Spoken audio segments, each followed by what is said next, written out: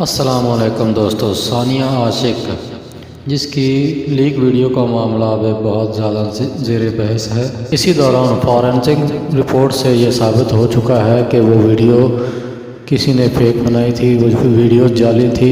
کہا جا رہا ہے کہ جنرل ہسپتال کے ڈاکٹر نے اپنے اسٹاف کے ساتھ مل کر یہ نازیبا ویڈیو بنائی تھی اور اس کو ثانیہ عاشق کے ساتھ منسوب کر کے سوشل میڈیا پر پھیلائی گئی۔ ڈاکٹر اور دوسرے تمام سٹاف کو پولیس نے اپنی حراست میں لے لیا ہے۔ عنقریب اس حقیقت سے پردہ اٹھ جائے گا کہ یہ ویڈیو کس وجہ سے بنائی گئی اور کس کے کہنے پر بنائی گئی اور ان ویڈیوز کو بنانے کا مقصد کیا تھا۔